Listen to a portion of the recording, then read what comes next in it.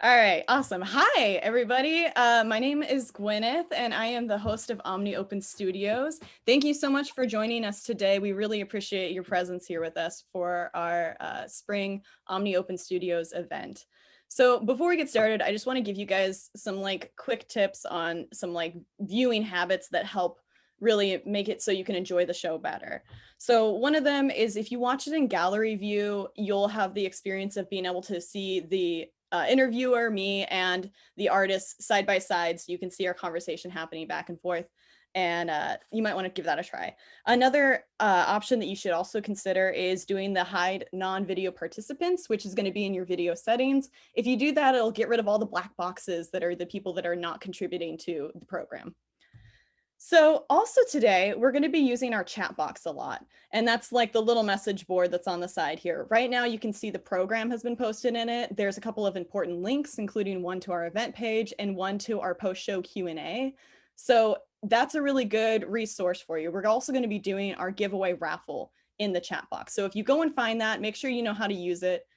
You can also post comments there that our artists will be able to respond to when they are off camera.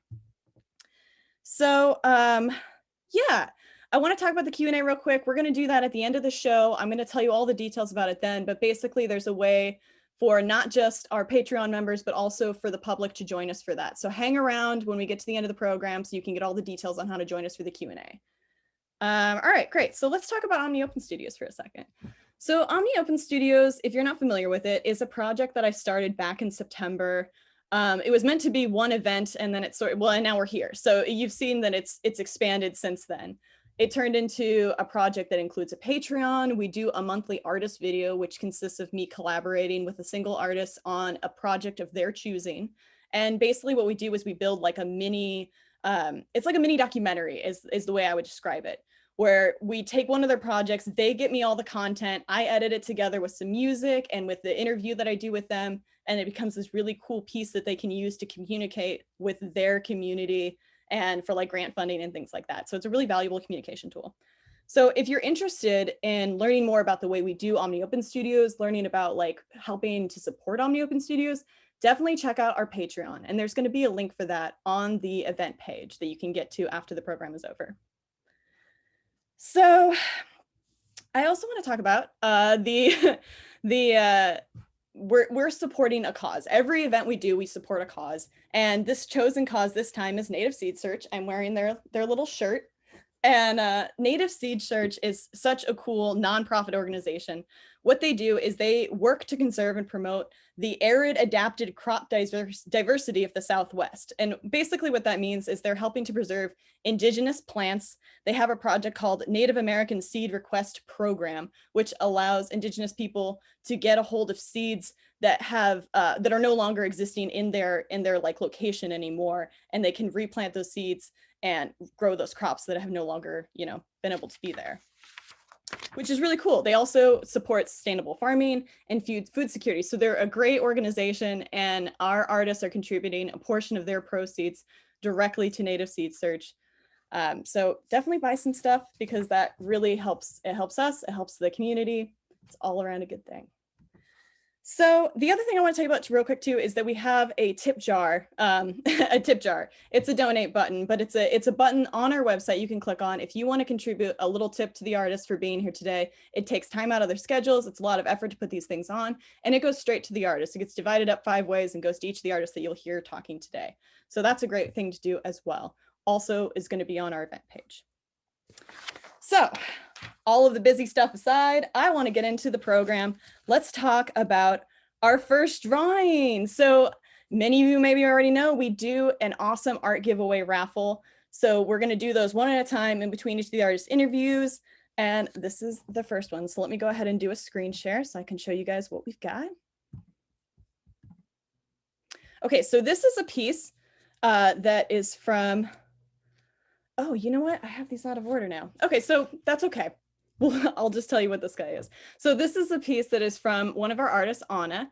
And Anna does bookmaking, and this is one of her handmade books. So basically how this works is you're going to go ahead, you'll look down in the chat. There's going to be a line there. You give us your email and your name. We need both of these so we can contact you if you win. You have 5 minutes to put your name and email into the chat, and then we're going to close it off at the end of that 5 minutes, and I will announce the winner once we come back. So put your name in for Anna's beautiful journal. All right.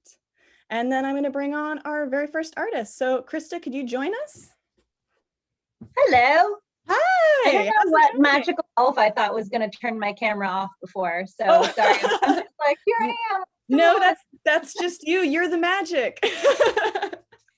Okay, so guys, this is Krista Robbins. She does, I'm doing this because on my screen she's over here, but it could be incorrect. You might be over here. But she is from Cup Studios. She does amazing handmade small batch ceramics.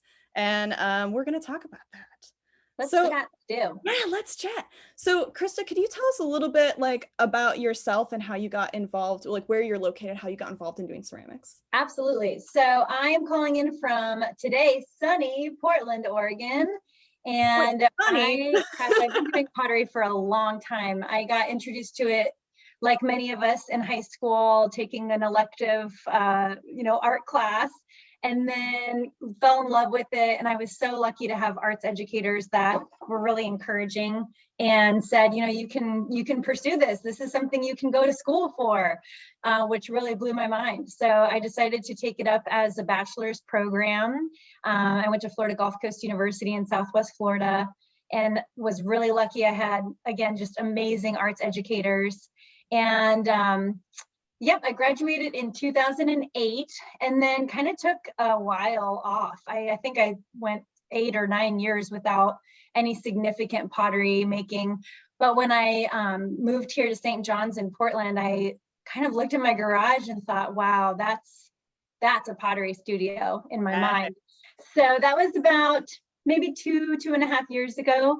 The rest is history. I launched Cup Studios in late 2018 and have just been still a one woman show, but just absolutely love it.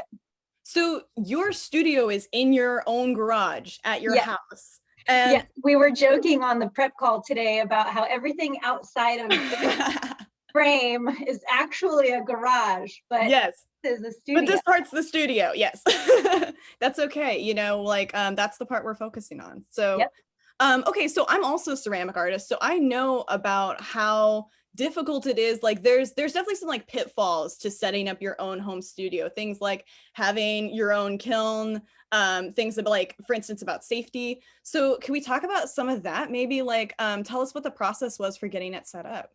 Yeah, it takes time. It's certainly not something that I sat down and wrote on a piece of paper how everything was going to go.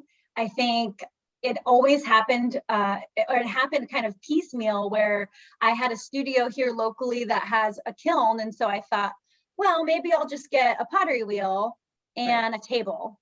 And then I ran into one probably small issue trying to get my pieces to this, community art center, and thought, I wonder how much a kiln costs. And then, you just say yes. I just decided to say yes to all of those things because, like I said, I had gone so long without making anything in pottery and I really missed it. And I felt like if I didn't just commit and just say, okay, I'm a potter, I'm going to become a potter again. And in order to do that, I need to set myself up for success. And so I just made the investment. And then, then you think about, this might not be obvious, but you can't wash clay down your sink. You have to set up a whole system for that. Yeah, they have DIY tutorials for that. Did you go with one of those, or did you get like one of the fancy systems? It's not super fancy. I guess it's middle of the line, but it's just a really simple clay trap. I remember I had one in my studio at college. And so I just installed one of those, but the internet is an incredible tool. I have Googled my way through this entire journey for sure. That's awesome. Okay, so I know we put together a little video so that Krista could walk us through making one of her pots. So I'm going to bring that up as a screen share. Let me go ahead and grab that. And Yeah, it's a great video, guys. I watched it like 4 So this times. is just going to be, yeah, I have too. This is going to be kind of a fast paced. I think it's a little under 3 minutes. So you can go ahead and Yeah. play it. Okay. All right, here we go. And go ahead and tell us what's going on. Cool. So this is the process of making a ramen bowl. I don't know if you guys can still see me on camera, but this is one of You're my very ramen tiny, bowls. but yes. Very tiny. I can show it a little larger later. But this is me wedging the clay. You see I kind of carefully measure everything out. The key to making the same object, the same size over and over and over again and having them look like they match is weighing your clay out first. Yes. So that's important. And now we're going to go into the throwing process. So you kind of start up by getting all the clay particles aligned. That's called coning. And then you're going to open up the clay and you make what's called a floor of the bowl. And so that's what I'm doing there. And you kind of make sure you compress so you avoid cracking when it's drying. And then you would think a bowl would go out, but actually making a large bowl, you really want to go up first because of centrifugal force. The pottery wheel always wants your clay to keep going out. And once it goes out, you really cannot get it back in. You can't get it back in. It takes a lot of strength. How many pounds of clay is this right here? Or like what is the 3 pounds and 12 ounces. That's pretty big. I tried throwing clay in college and it's like a lot of upper body strength to manage your clay. It's skeletal work too. I really actually use my bones more than my muscles. There's different tips you can do when it comes to that. But yeah, it's a lot of clay for sure. So I see you're measuring. Now what I'm doing is kind of pulling out the bowl form, and you can see that I measure over and over again because I want to try to get a uniformity across the pieces. And then I use that curved rib to also get a uniformity in the bowl shape so that when you look at two of the bowls together, they do look like they belong together as a unit.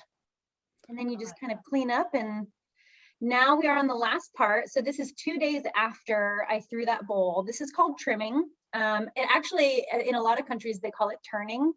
And it's the most satisfying part. It's so satisfying. It's so satisfying. There's hundreds of hours of trimming videos online that you can just, it's really, and I always get those comments when I put stuff like this on my social media. People say it's so calming and mesmerizing.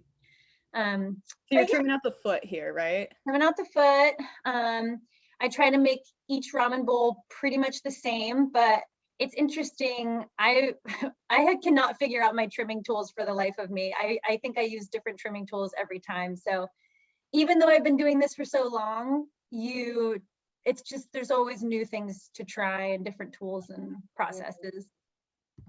Okay, so I'm gonna stop sharing. That's the end of that. It looks so cool. So that, all of that is in the greenware part of the ceramic process. That's just the beginning though.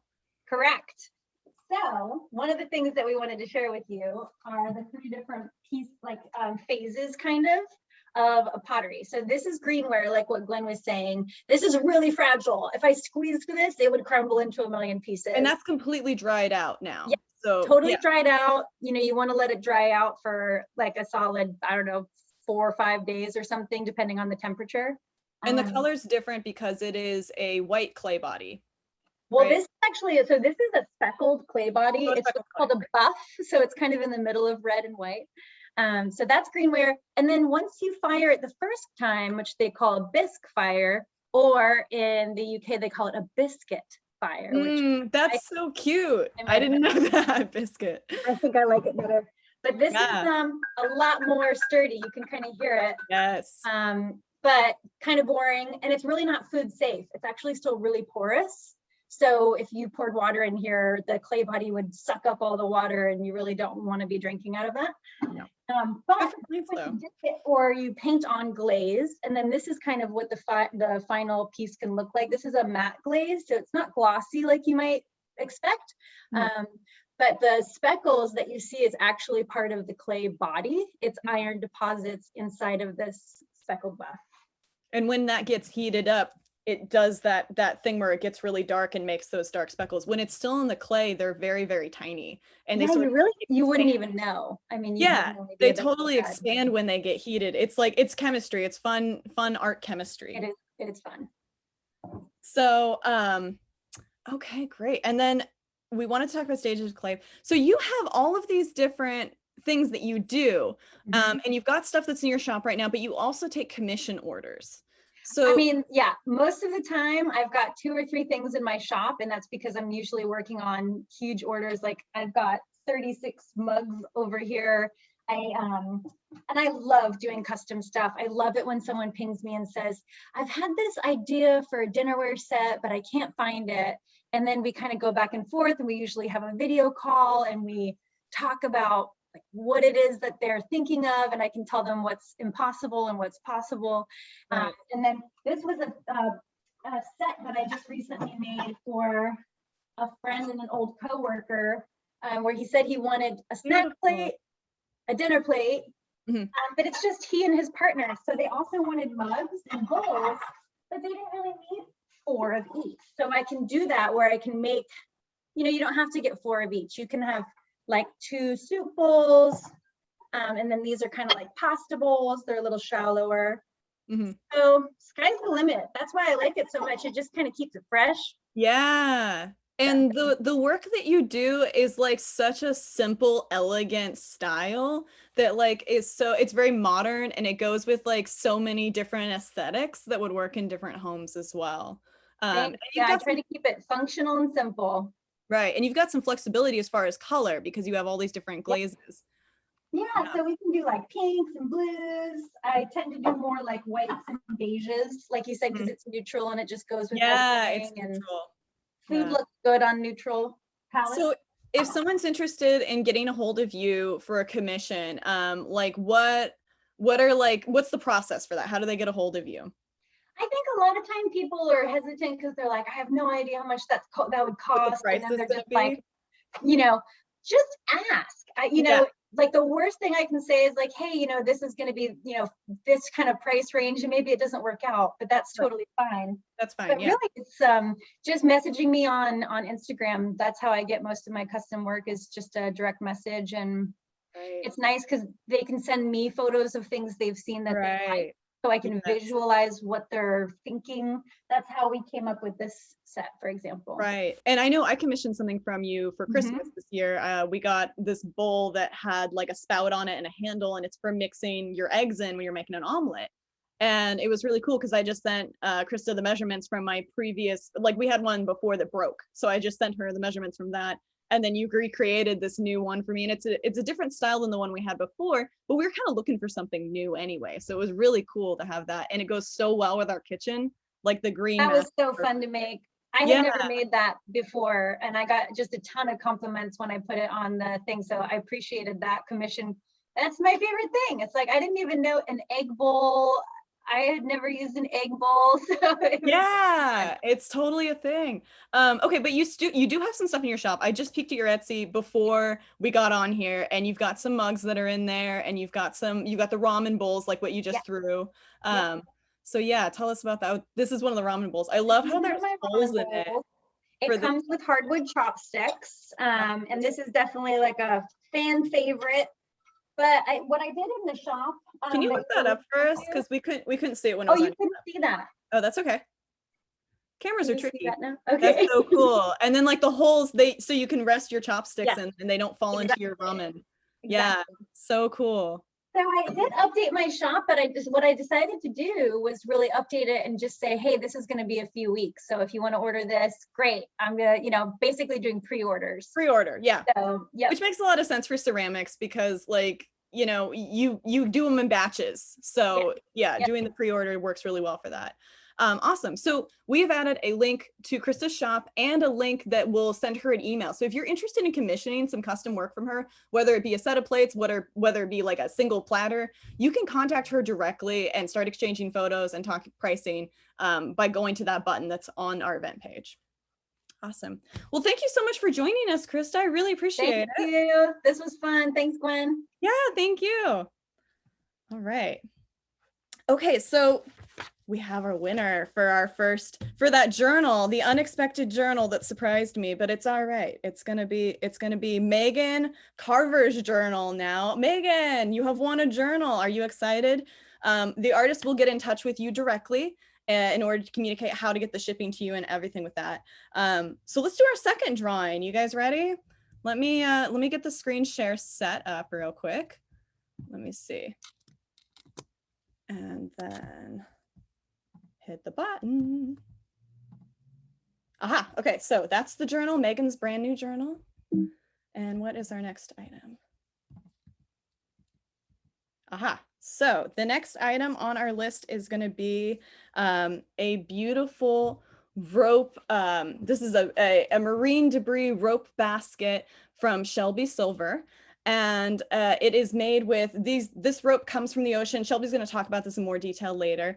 And let's go ahead and do the drawing. So we're going to put the thing down on the message board, stick your name, give us your email. Remember, we need that to contact you. You got 5 minutes to submit it, and then we're going to close out the raffle, and I will announce the winner after my next artist. All right. So let's bring them up. Let's see. Oh, let me stop sharing. There we go. All right. So our next artist is Anna. Hi, Anna. So, hi everybody. Hi, so this is Anna Badoya, and Anna just is the maker of the journal that we saw earlier. And there it is. Look at that. That's great because now we can see the scale of it as well. Yeah. Fantastic. All right, so Anna, we talked earlier this week during our meeting about your interests in entomology and in insects and kind of your background in learning about those growing up. So you were telling me when you were a kid that you would be interested in the bugs in your grandmother's garden. You want to tell us a little bit about that? Yeah, so growing up, my mom, she's always had a lot of plants, primarily like medicinal plants. Mm-hmm. So when we would go to Mexico to visit my grandma, she also had a lot of plants. And so I would just walk around her garden, and obviously insects in Mexico are different from the insects here. So I just got lost in her garden, and that's how I really became kind of really curious about insects and how they create their own homes and how they sound, or the metamorphosis that they go through. So it's vast, but it really came from that. And then I started noticing how I would just find dead bugs in the city, a lot of bees, which we need bees. Right. There's a lot of environmental things going on that are affecting our insect population. Yeah. And pollinators.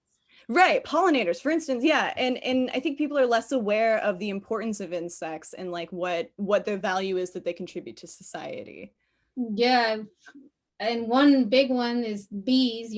Honey and food. Right. So, and sometimes it's hard to talk about how much I love insects because I feel like there's no words to express. Right.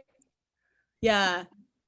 So you got into bookmaking in college. I did. Right. And it was sort of a result of being interested in sculptures and so kind of tell us about how that happened. Yeah, so I went to school to the Academy of Art. I graduated in 2013 and I went to school for sculpture. But when I was there, I had a really great teacher and mentor. Her name is Cheryl Kuhn, which is a great artist also. And she told me, you should take a bookbinding class. Yes. But I don't want to make books. And then, because I do installations and all these other things, right? And then I was like, you know what, I'm going to take it. And so I took it and I fell in love with it. Because then I realized that once I learned the bookbinding basics, you can really expand and do whatever you want with it. Right.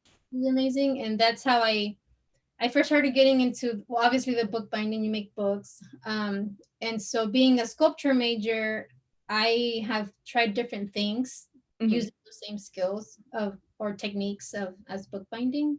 Right. And you were saying they're more accessible because, unlike welding or ceramics, it's harder to have that studio in your home, but the bookmaking things that you have, you can have in just a regular room in an apartment and have access to. Yeah, you can literally do it. I mean, I know you can do any kind of art anywhere, but it's easy to be able to do bookbinding on the go almost because just, old random papers you can just use for that.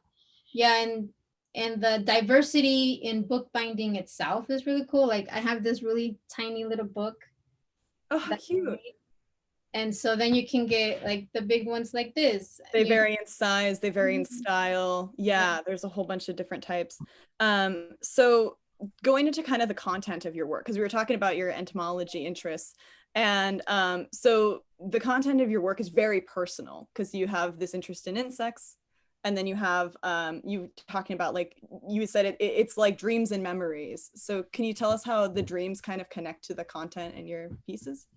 So for people that know me, people that don't know me, I enjoy dreaming. Going in dream space is one of my favorite things. So the artwork that I make, a lot of times I tap into whatever dream space I tap into. And then when I wake up, I'm like, wow, that was interesting. So for example, sometimes in my dreams, I speak other languages that that you wouldn't hear on this planet. And so That's so crazy and cool. I've never had so then I use those languages and I'm like, okay, how would it sound, or how could I draw it, or how could I write it? And so it's a lot of the drawings I do, you can see it looks like scribbles, but it's not actually scribbles, it's actual writing that I've made based on the dream that I remember of the sound. I'm going to bring up one of these images so that they can see what you're talking about real quick in the screen share. Yeah. So let me do that real quick. Okay. So it's this beautiful piece. It's got a bee in it. I'm not sharing the right thing, am I? It's okay. And because bees are, well, not only bees, but a lot of bees in particular for me, they have a special place in my heart. Yeah, so you can see around the hexagon. Yes.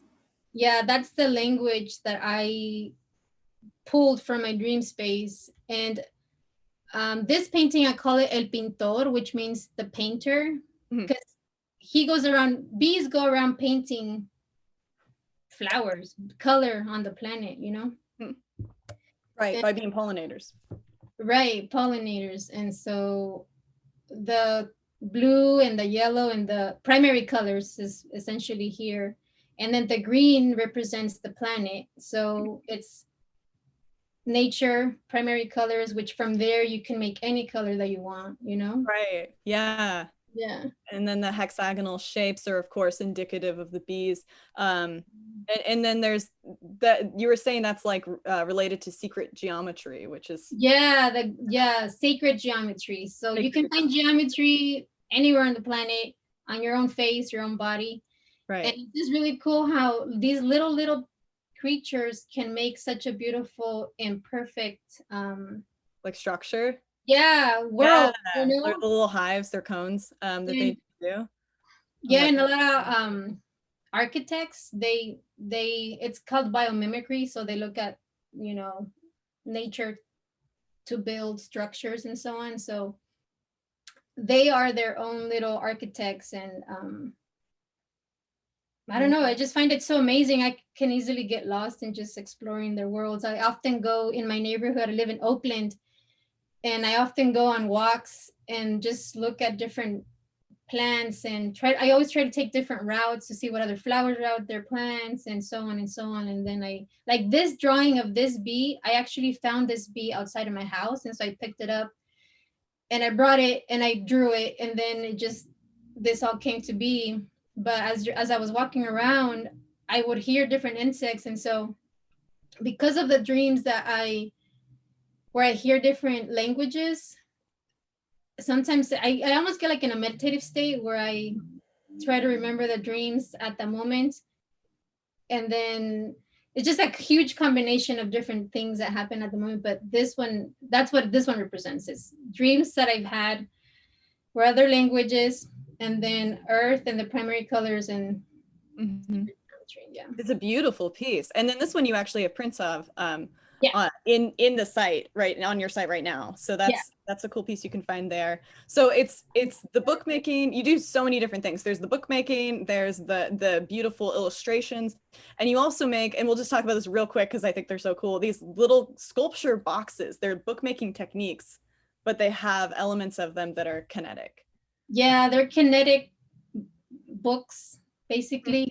And so they open and close in different ways. And so they are really kind of to house these insects that I find on the ground. And they, yeah, they're like a little container. So you make the container, and then it's sort of like when you see pinned butterflies or pinned bees, like in frames, only you have built their own little place. Yeah, because when I find the bugs, I pin them because I've done bug pinning before, and Right. and then I use them in there, and I have a lot of bugs in my freezer. That's so cool. And then you have like a really specific way for determining, because there's always like ethical like ideas behind collecting of dead animals and in particular bugs. So you kind of have your own personal process for that. You want to share that a little bit?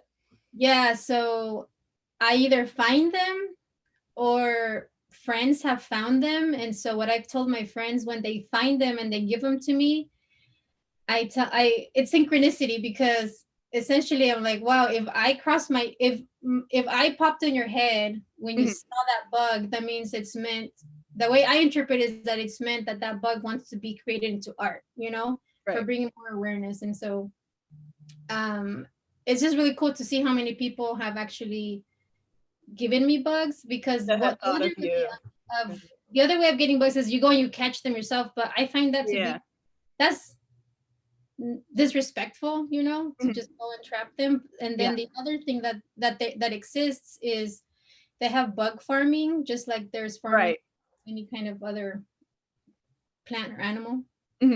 So that's one way to do it too. They grow them specifically for bug pinning. However, I choose not to go that route, also in respect for the planet. And so if I find it outside my house on my walk, it's meant for me. And or a friend collects it and then gives it to me. Not like hunting them down. Yeah, that's really interesting. Can we also have a demonstration video that I would like to share. Can we do the little bookbinding demonstration? Let me pull that up and see if it will do the screen share the way I want it to. Okay. All right. Okay, can we see the video now? Let's see. Yeah. And then I'm going to make this full screen so it looks a little bit better, if I can. Yeah, so this was a time lapse of one of the journals. And right now, actually, this video kind of shows a time lapse of, so I have a lot of papers, as you can see behind me. I have a lot of supplies. You can't see everything, but I have even some in front of, like behind the computer. And I was thinking one day I take a lot of hikes in nature, and I was like, okay, I have so many paper. Walking around the trees, obviously paper comes from trees.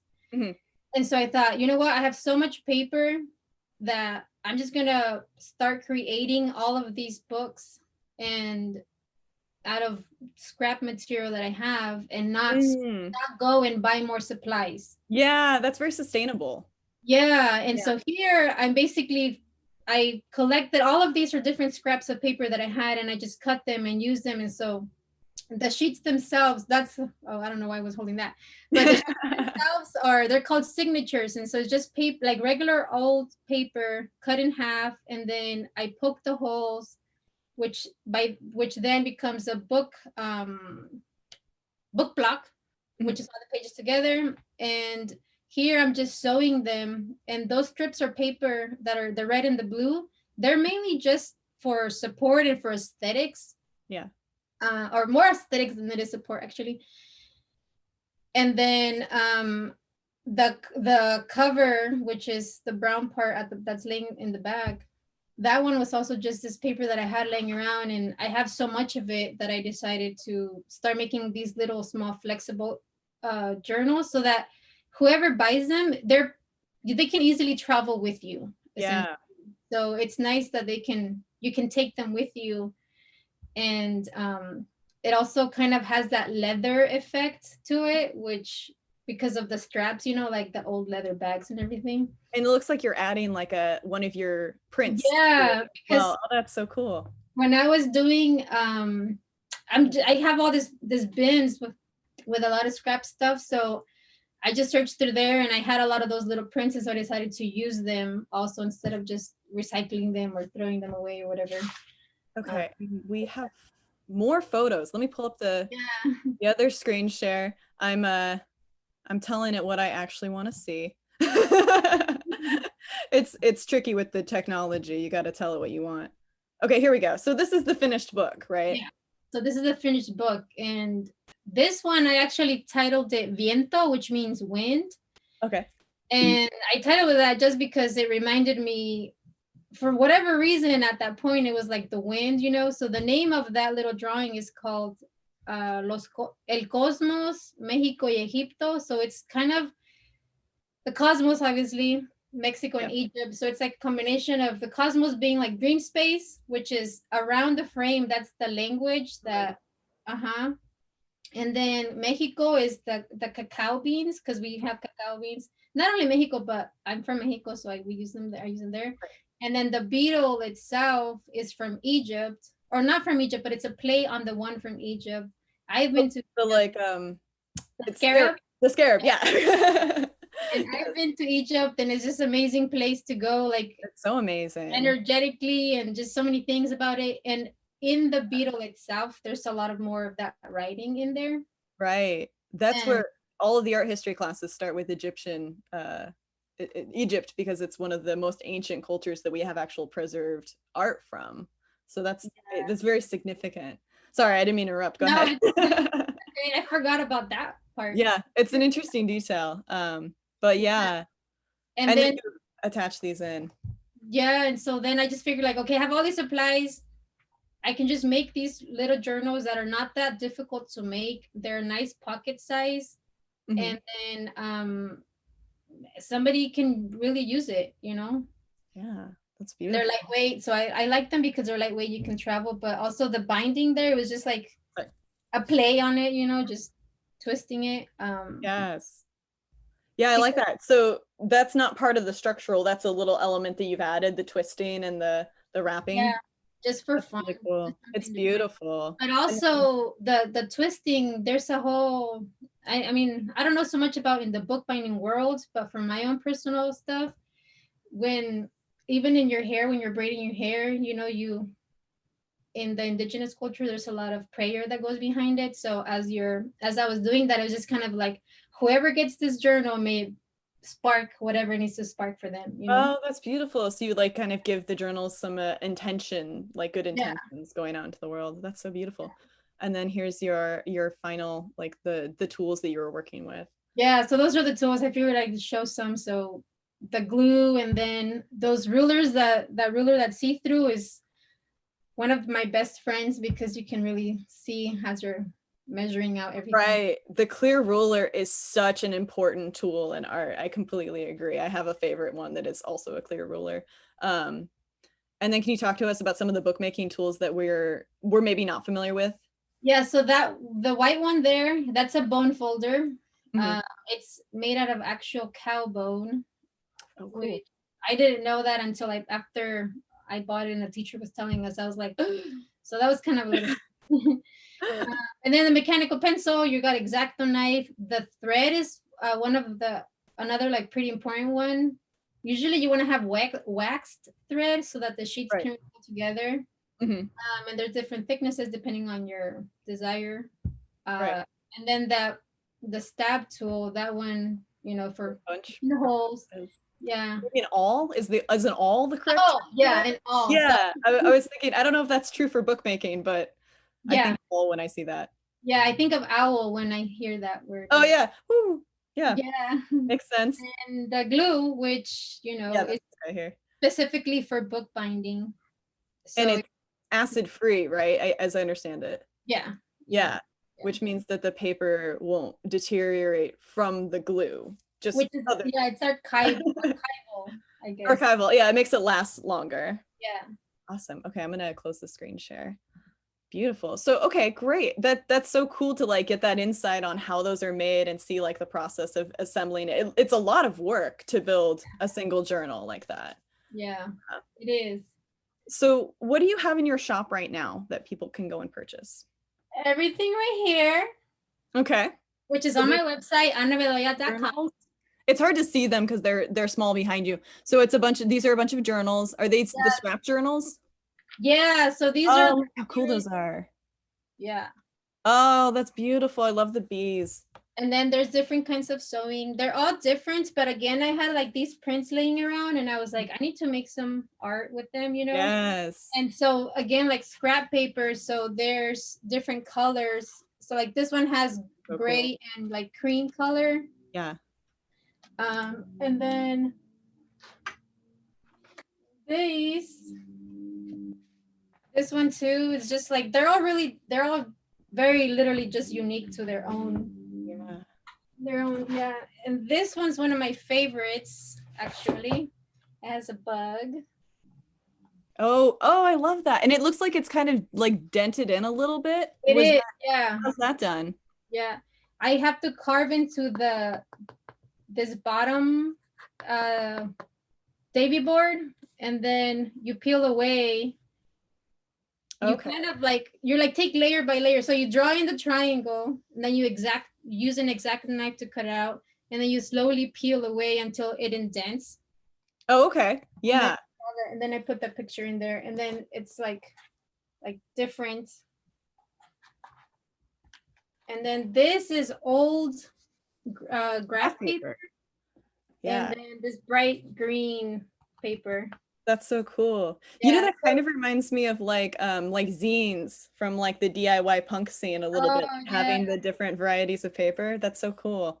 Yeah. And then this one's not on the shop because I made it for myself, but I wanted to show you guys too about how you can find old books, take out the inside and make it your own. So like, oh, how cool. Yeah. So if anybody wants to try that too, like I'm more than happy to teach and everything like that.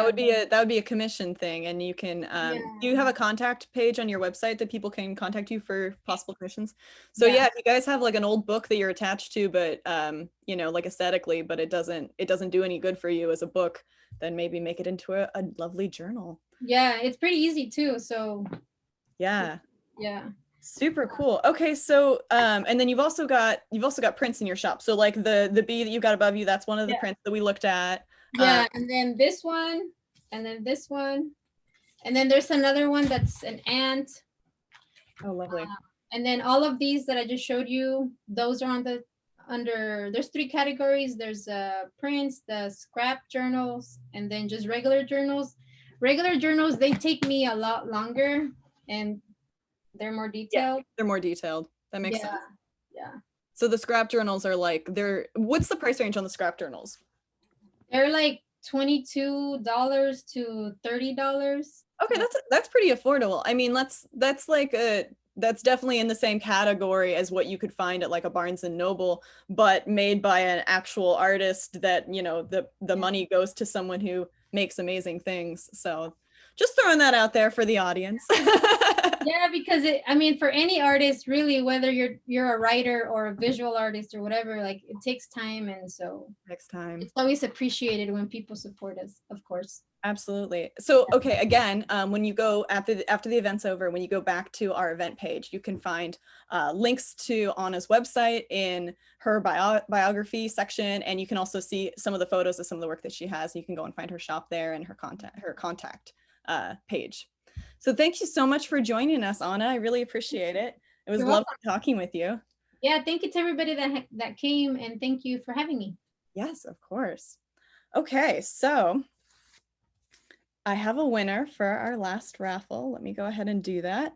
So this is for the rope basket sculpture that comes from Shelby Silver, and our winner is going to be William Lucas. So congratulations, William. You have a new beautiful basket for your home, and Shelby will be getting in contact with you about that in the coming days.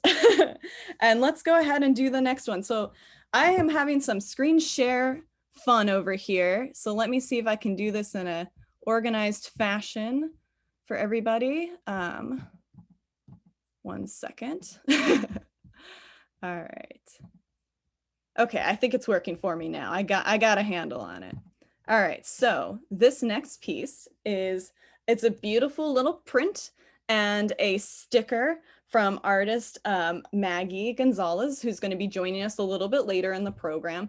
And Maggie does these, they are the print is hand printed, and the sticker I assume is probably created through a printing situation. But those two are the next raffle items. So go ahead, give us your name, give us your email, put them down in the message. You've got 5 minutes to get that all in there, and we will announce the winner when we come back.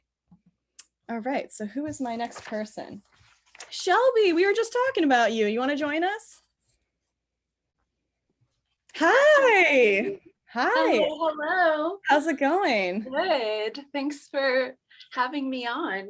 Absolutely. Thank you for joining me. Just wanted to and show us. the There's the raffle item. raffle item. It's so much bigger than it looks like in the photos. That was true for the journal too.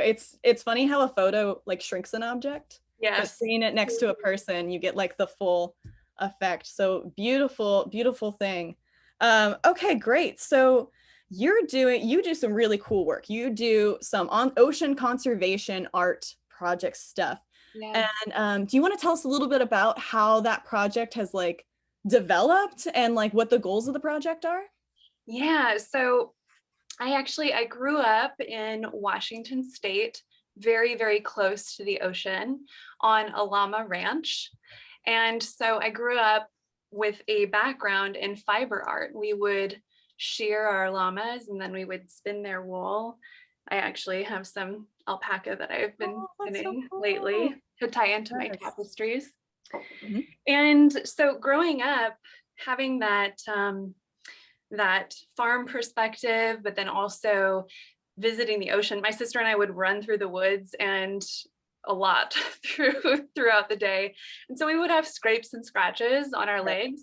And I remember going to the ocean and experiencing for the first time this beautiful relationship with the ocean. It was healing the scrapes and scratches on my body from the salt in the sea. Mm-hmm. And so that was one of my first experiences of having the ocean really show love towards me as a human.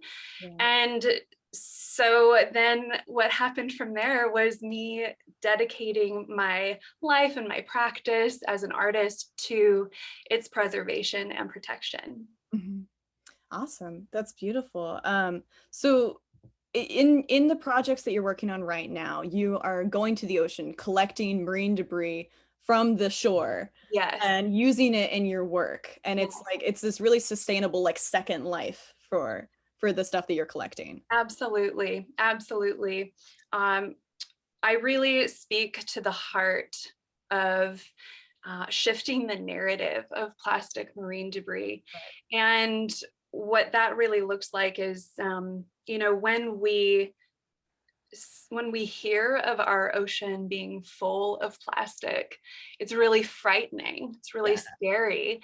And when we look through a lens of fear, we get really contracted and our energy shrinks. We feel incapable and we get stuck in that space. Right. But if we shift and we look through a lens of love at this ocean full of plastic, love and understanding, we then become expanded. Our energy grows and we think of solutions, and we can then be more open to how we want to go about taking those next steps forward to help heal the ocean. Absolutely. And that's where the art comes in. Absolutely. So you have some cool marine debris samples that you do. I think you wanted to share how to identify the pieces out there.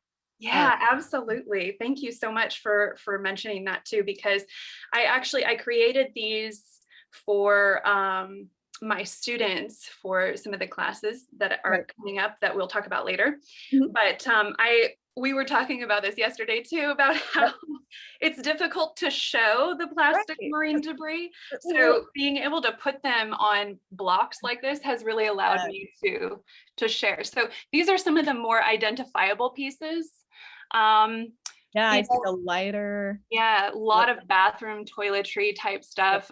Here's a comb, toothpick type deal,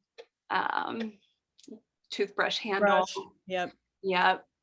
ink Printer, cartridge. ink cartridge. Yeah. Oh, printer. But the straw, the well-known straw. Yeah.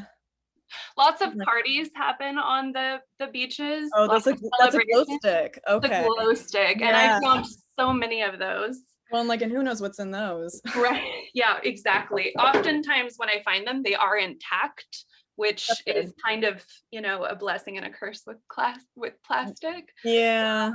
But I'd rather have that liquid contained than have the weird whatever's in that contained. Absolutely. And then you also have the bottle caps, which we see a lot of on the beaches. The different sizes and shapes. Look at all the relationships to containers we have. Right. Yes, absolutely. One for cooking, one for goo. And then we also have the not so identifiable pieces like these guys here. So these look like shells. They do. I would totally miss those. Or We'll do like a beach cleanup. And then glass, right? Yeah. So because those are often glass? Oh, okay. Yeah. Yeah. So they oftentimes just blend right in, and we think, oh, you know, that's either a piece of glass that's sharp, I'm not going to touch it, or that's a shell and it's an organic object.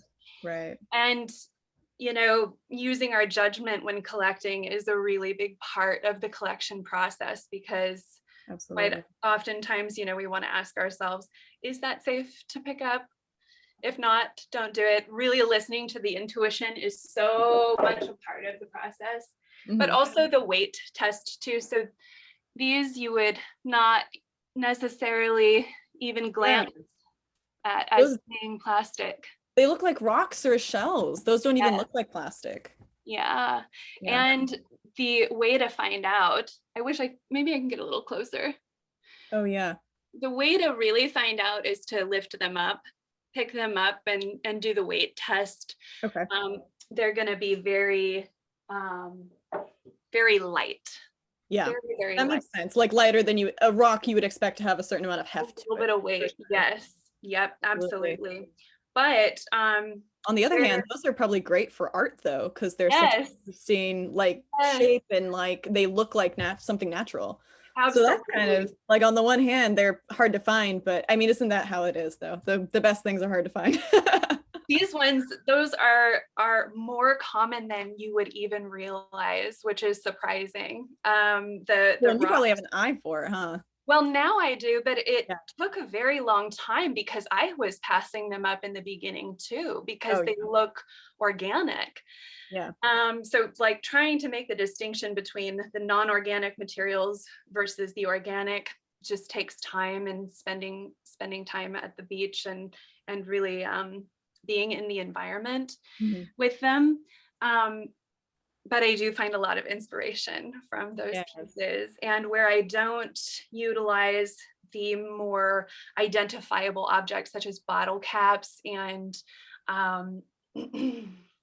like the ink cartridges and so forth and what have you in my work, those actually I do throw away, but I'm really inspired by the rock shapes, by all of the shell looking pieces, and then pulling in the really finer, more small bits of plastic marine debris into my work where I can. And that process has been really exploratory. How can I use as many pieces as I possibly can? Yeah. And what makes these pieces so special, I just want to share, is that they are pretty much like last life plastic marine debris. They are on their way into becoming the microest of microplastics. Right. The really problematic plastics in our ocean. Yeah. Yes. So being able to utilize them in our artistic practices is wonderful because they're never going to return to the ocean. So what's an example of a couple of places that you use this in your own work? Yeah. So I pull the marine debris in many different ways. One of the ways that I do is in my paintings. Oh yeah. So do a quick this way. Yeah, there you go. Oh, cool. There we go. It's So I'm actually sewing this to the canvas. yes. We talked about that yesterday and I was like, sewing is great because it's really it's gonna stay. Yes, yes. It will Yes. stay. And so you can, that ties in my fiber art. I was really hesitant to pierce the canvas for a long time. I thought, oh gosh, you know, what would the greats think?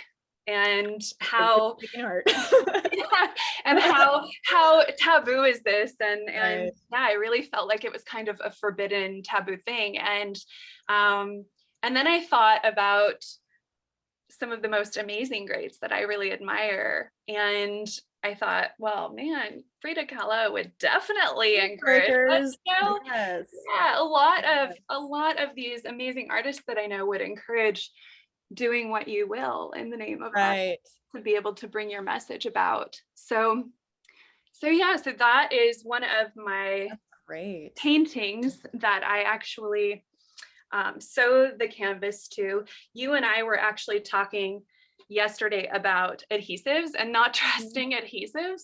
Yes. And the only way that I've been able to trust that my plastic is going to remain stuck to the canvas is by using a heavy gel medium. So where I do sew the plastic to the canvas, I'm actually also backing it sometimes with the heavy gel medium or using it to support the plastic, which is really interesting. But this is one of the pieces from my Kaleidoscope from the C class that we were going to be doing together. We'll talk about that in just a moment. I also have to ask you about the earrings that you're wearing. Oh yes, so these are also plastic marine debris. Oh, how cool. They're such interesting organic shapes that they make this really, and they're not symmetrical. No, which is another fun aspect of the plastic marine debris.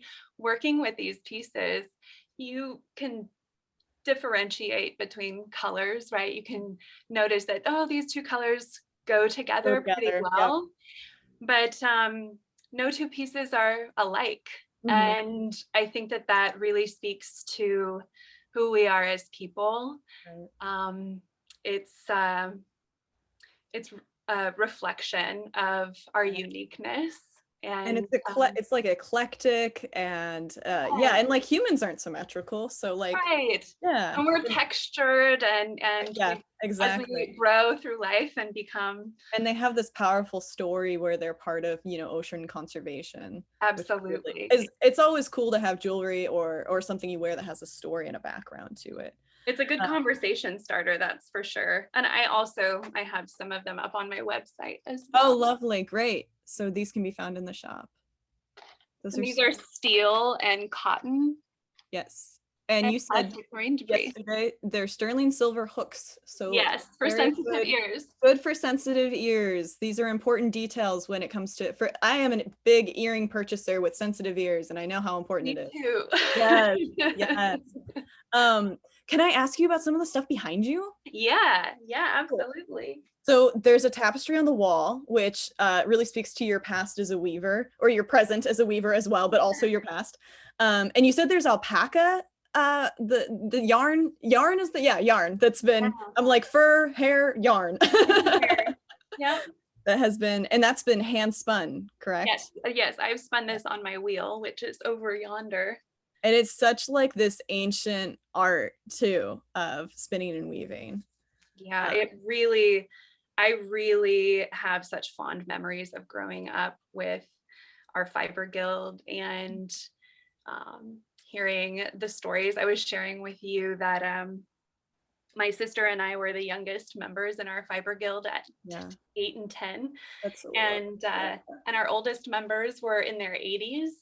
And so intergenerational connection. Yeah, having that intergenerational platform to be able to hear stories and learn these techniques has been invaluable in my work and in my process and practice. So you have a class coming up that really relates to that particular intergenerational topic. I do. Yeah, do you want to tell us about Kaleidoscope from the Sea? Yeah, so Kaleidoscope from the Sea came about as a way for me to bring more plastic marine debris from the ocean into the artistic process. And where we can do a lot of work individually and make a lot of impact individually, we can make a bigger impact collaboratively. And so being able to pull the intergenerational relationships into our learning atmospheres, into our teaching atmospheres, and then working with the art and teaching art really allows for an amplification of that shifting of the narrative from negative to positive. Well, and it connects people too. Absolutely. Yeah. Absolutely. Which is something we're really, hurting for in our current circumstance, being in the pandemic for an entire year now. It's so challenging. Absolutely. Yeah, that connection. That isolation can really affect us in so many different capacities. Exactly. So being able to deliver, so I will be delivering these eco art kits to people and their front doors, and they will be able to zoom in with me and yeah. Oh, so it's okay. So it's all done on Zoom. It is all done on Zoom. Right. Eventually, I want to be able to get back to taking space. Right. Yeah. Okay. So it's all done on Zoom. People get the parcel comes to them. Who can participate in this? Yeah. So eventually, everyone. Okay. And I mean that in a geographic way. Everyone geographically. Eventually, I want to be able to get to a place where I can list these kits on my website. And so thinking about that in the future for sure. As of now, my class opens on April 9th, and it will run through June 11th. And there are multiple classes. Those are up on my website. Yes. There's a link to it. There's a link to it. Yeah. Yes. Check that out. And as far as the generational relationship of people involved, you're encouraging intergenerational connections. So you're reaching out to people that are like in our age group, but also like who else are you reaching out to? Absolutely. So older individuals, our older community members, that is what really inspired this. I am working on my degree in gerontology at Portland Community College. Oh, cool. And so this model, this creative conservation model, has really developed as a way to offer my older community members the ability to create art with really uncommon materials. And what will they be creating? What will they be creating? They will actually be creating the 8x8 sort of mandala or mosaics. Yes. And I'm going to be providing 2 templates in their art kits. One, they're going to be hand illustrated, but they will be giving them an idea of a mosaic or mandala to kind of get their juices flowing, or they can take creative liberties and just do a free for all. And and I'll be there to guide them through that process. And what happens? What happens with the pieces? I'm sorry. What happens with the pieces once they've been completed? Yeah, so that is the most exciting part for me. I'm really excited about that part because I'm going to curate an amazing art show for my students. So each of our pieces in their art kits, they'll be receiving 70 pieces of plastic marine debris. This has 58 pieces, but we will be counting how many pieces they've used. They may not use that many, right? At which point I will reabsorb the materials into my own practice. Right. Not going back to the ocean. Right, they're definitely not going back to the ocean. Right. So we're going to total out all of the pieces, and including the ones that I will be making with them as well. So at the end, we will have accumulated approximately 3,500 pieces of microplastics from the ocean and brought them into our practice. So in the art show that I will be curating for them in a public space, Mhm. they will have, each piece will have a small circle stating the number of its individual piece. Oh, cool. And then on the grander scale, we will calculate how many pieces together. And So they'll so really be able to see their impact. yes, So cool. absolutely, as individuals and then as a collaborative. That's lovely. But I So- wanted to mention really Sure, go ahead. quickly Yes. that the geography thing. So the reason for that is that I am driving to each student. Okay. It's recommended in Drop off the parcel. That right has to all drop off drop the kit. parcel in the kits. And I just want to be sure that I am able to get those to Right. everyone. They have to be in a reasonable location. In a So reasonable, now yes. it's limited to just your location in Oregon, which is what would you say is like the range of that location? Yeah, so Western Oregon, my coastal communities, definitely accessible to them. So basically from Portland to the coast and a little north, little west. Cool stuff. Yeah. Yeah. Okay. Yeah. Fair enough. Awesome. Okay. And again, there's a link that goes to the event page on your site that will give details about this particular project. Absolutely. Awesome. Can we talk a little bit about also what you've got in your shop right now? Yeah. So in the shop, this is actually really exciting. And you are all the first to know. Yay! I'm launching my new website today. Really? That's exciting. I got to look at it. It looks beautiful. Oh, thank you. Yeah. Thank you. So I'm super excited about that. The shop is still getting stocked, but I currently have several earrings up there right now. And I have a couple prints. I have my educational marine alphabet illustrations from the A, B, and C that people can select as a grouping for now. Those will later be offered individually. Okay.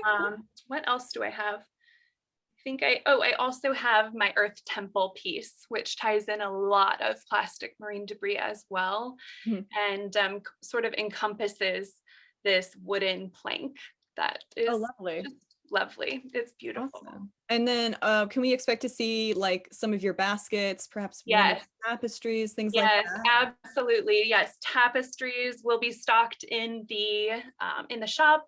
Baskets will be stocked in the shop. I'm really, really excited to be able to offer all of that. I will also be having a bunch of my older paintings up as well. Oh, great. So be sure to look out for sales because there will be a lot prints of as well. Yes, and a lot of prints. Lovely. Yeah. So okay, so to be clear, there's a link that goes to Shelby's project for the class that you're going to be doing, which is called Kaleidoscope from the Sea, Kaleidoscope from the Sea. And then there's also a link that takes you to Shelby's shop, and all of that's going to be on the event, or is on the event page right now. Yeah. Thank you so much for joining us, Shelby. I really enjoyed our interaction. Thank you. Yeah. Awesome. Okay, so we have a winner for our last drawing. So that's Nat Crompton. You have won our last piece, which was, it was the Godzilla print and sticker. That's what it was. I had to think about that for a second. So Nat, you are the proud winner of some beautiful Godzilla art. And again, our artists will be contacting you about that when they can. So let's get into the next one. Let me bring up the screen share. Should be easier this time because it's already there. Okay.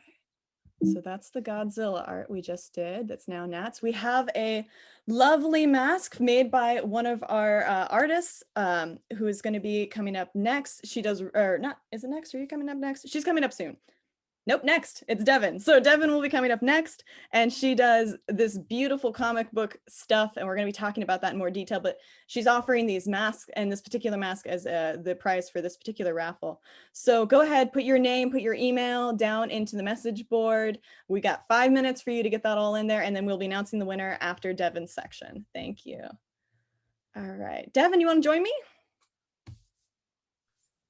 Hi. Did you see me stumble all over your mask? Oh, it's fine. There was a photo. People get it. Yeah, we know how it works. What happens when visual artists do these things. Okay, so hi, Devon. Where are you talking to us, reaching us from? I am, well, let me turn up my volume because my neighbor is sawing something. I am in my garage studio. So we have some nice atmospheric background. Sound art. Lovely. I have, my studio has always been very mobile because until recently I was living in Brooklyn and in a tiny apartment, and I had kids and I have kids and I couldn't set up there. So I always had everything packed in bags and a backpack and like a full folding table. Yes. But now you have a neighbor's apartment. You have a space now. Yeah, now I have a garage. You have a garage in Seattle, correct? You're all the way up in Seattle? I am, yeah. Okay. Yeah. Okay. As of a few months ago, yeah. So you have a background in literature, which you went to school for literature. Your website is called Master of Literature. Do you want to kind of explain explain that? What the joke is there? Yeah. If you don't know the reference, it sounds like very grandiose and horrible. I was wondering, like, when you sent the link over for the application, I thought, oh my goodness, like, is this like, what's the connection? This is on our website. But yeah, that needs some explanation. So yeah, my path into the arts has been really unconventional. Isn't it always though? Oh yeah, we're not conventional people, are we? I've always like doodled and drawn comics as a hobby my entire life since I was a kid. Hobby or compulsion, call it what you want. So I've always done it as a fun thing, and I give them to my friends or whatever. Always doodling comics in class and work meetings. But yeah, I went to school to become an English literature professor. Right. And I actually left early, but we can talk about that or not. But yeah, I was an English film major, and then I went to grad school, spent 5 years in a PhD program studying mostly 18th and 19th century literature and teaching and all that. But yeah, then I became kind of disillusioned with all that. It's actually not a great place to be for just people who really love books, because it's kind of like with all the jargon and you're actually kind of making these texts really inaccessible to people. And I always felt kind of like you're just stabbing them with the jargon and pinning them to some like grotesque butterfly board of dead book collection. And it's like kind of, I mean, I loved the study of literature and I learned so much, and it was like the PhD program was like this massive workout for my brain, and I learned so much, and I have all this knowledge now that's wonderful. But yeah, I became disillusioned and wanted to leave. So when you leave a PhD program without your PhD, but you did everything, everything except the dissertation. I started my dissertation and stopped, left in the middle of it. But then they send you on your way with a nice little master's degree. Oh yeah, okay. So they're like, well, you didn't make it to doctor. Well, not a doctor of literature. You're a master. You're a master. Now you've mastered literature. So that's where the name comes from. Doctor of literature. It's really relevant to your work though, because your work, as you were saying, it's like you're saying that in the educational background, they're making it inaccessible to people because it's not. But I feel like your work does the opposite. Your work is exactly. That's my whole goal. Thank you. Tangible. Yeah, that's what I'm more like the average person who maybe doesn't have an English degree. I don't, for instance. It's something where you can like get connected and feel more interested in it. So why don't we talk a little bit about your project with the Anatomy of Melancholy and what that is and what you're doing? Yeah, so that's my big project. That is the main thing I'm doing right now. So the Anatomy of Melancholy was published in 1621. It's actually having its 400th birthday. Oh my gosh. Yeah. Oh. And it's written by this man, Robert Burton, who was just sort of a bookish intellectual at Oxford University way back then. And he was a librarian, a deacon, but did he have his PhD? I honestly don't know if they had PhDs back then. I don't know. Just his master's then. Yeah, I'm sure he was a master. Yeah, he just kind of hid out in the library at Oxford in the Bodleian and just read everything that was there, just hiding away from life, which is something I'm familiar with. Just hide out with your books. And everybody's doing it now. So what's that? Everybody's doing it now in the pandemic. Yeah, I know. I started this before the pandemic, and now it's way more relevant than I ever expected. Right. But yeah, so it's this book that, I mean, if you look it up on Wikipedia, they say it's the first medical treatise on melancholia and what we now call depression. They're not exactly the same, but they're similar and there's overlap. But it's not really, I mean, he was not a doctor, like a medical doctor. He was like a very learned, well-read librarian, really. Right. So it's more just a great big work of literature. I mean, it's kind of like this digest of 2,000 years of European writing and stories and, you know, Greek mythology. Shakespeare's in there a few times. They were actually almost contemporaries, which is interesting. And, you know, Virgil quotes, Homer, like just all that stuff is just so a lot of things that people that are interested in literature would find really interesting. Yeah, it's been a huge influence, although like I should also say almost no one has read this book cover to cover. It's like maybe a small handful of English professors and grad students, and that I'm trying to read the whole thing. Yeah, like Byron famously said that all you have to do is read The Anatomy of Melancholy and you'll be the most well-read person on earth. But yeah, it's a little hard to get through. Right, it's a lot to digest. How many pages is it? It depends on the edition and whether or not they've translated the Latin, but it's around 1,400 pages. Oh, I'll show you my copy. You have it? Okay, that's hefty. Oh my gosh, that's like a textbook. Yeah, so. I should show like, and this is, oh God, this is one reason it's taking me so long. This is what I do. Can you see? Oh my goodness. I'm really into annotating. Yes, that's just a random page. I think you earned your master's in literature with your your commitment to annotating. Yeah. So great. Let's look at some of the sketches that you've done. Yeah. So that are relevant to this. I will bring it up, assuming my computer lets me. Yeah, I've got some originals I can. Does that show? Yeah, there's one. I've done about, I think, over 100 drawings at this point. I'm on page like 250. And I should say part of the point of the website is I'm trying to make this an interactive group thing. So I have people reading along with me. Oh, cool. You know, I post every picture on the website or on Instagram. And it's like as much a writing and reading project as it is an art project. So I write some commentary, and there aren't that many people still trying to read the whole thing with me. They've been dropping like exhaustion. Yeah. But people do love to, you know, I get the best quotes. You're gonna keep going. Yeah. I'm gonna finish someday. The pieces that we're looking at, are these ones are from the Anatomy of Melancholy? Yep. Those are postcards. Those are for sale on Etsy. And they actually came out really well. They look like little they look like little prints. I mean, you could like frame these in little tiny frames, put them on the wall, or you can send them to your friends. And yeah, I can read you a couple quotes that go with them.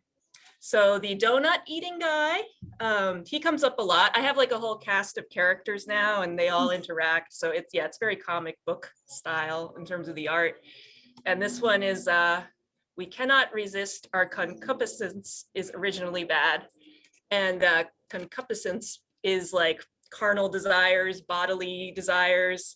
So a lot of the tension in some of these sections is your self-control. Mm-hmm. Can we see that? Yeah, there we go. Self-control. He's eating all his donuts. Reminding your carnal bodily desires to take it down, tame it, which is also really resonating with the pandemic. We're all eating too many donuts. Yeah, that's true. This whole thing has turned out to be way more relevant than I expected. Absolutely. And then this little devil guy. Oh yeah, let's do that one. Yeah, no, talk with the devil real quick. Sorry. Oh, the devil. Yeah, well, the devil's in this a lot. Yeah. Okay, so he's gonna come back. Very real to I see he has a dandelion. What's the verse that goes with the? Yeah, so this one is about idleness. You know, yes, you're behind, and if you stay in one place, something, which is a great way to combat melancholy. Yes, that's one of the great pieces of wisdom in this book. Is, you know, if you're feeling down, start a project. read the Right. whole Anatomy Go of for a Melancholy. walk. That's the one I'm always hearing on like all the Facebook and things. People are saying, go for a walk, go for a walk. Go Mental for a health. walk, go for a walk. Yeah. Okay, so let's talk about this guy. Oh yeah, this one. So this one, oh God, I drew this for a section on the senses, you know, touch, taste, all that. And at the time, I mean, these things end up being sort of, it's almost like a journaling thing for me at times. So at the time, something awful had happened in the news, you know, Mhm. that's happening daily lately. There are a lot of awful, I don't remember what awful thing exactly, but, and the text that I was reading was, you know, all on feeling and senses. And somehow it got me thinking about memory and how when there's so much horribleness happening out there in the world, which is something Burton felt too. It's not new. It's, you know, 400 years of horrible. But yeah, I got thinking about, you know, how can I stay okay right now? How can we all stay get through this and, you know, feel like there's still good in the world? And I started thinking about memory and how I think we all have a few, at least, you know, a little catalog of really wonderful memories that we try to hold on to, you know, Mhm. and it's very hard to remember.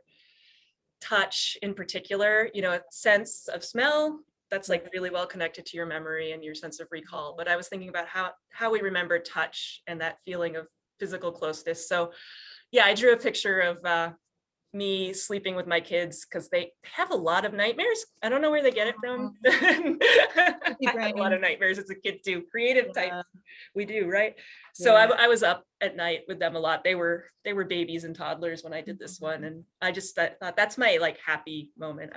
Everything's gonna be okay, you know, as long as we've got these moments we hold tight. So yeah, that one's a little more like less funny. Usually they're funny. Yeah. Burton's actually hilarious. Oh my God, he's so funny. But yeah, this was one of the more serious ones.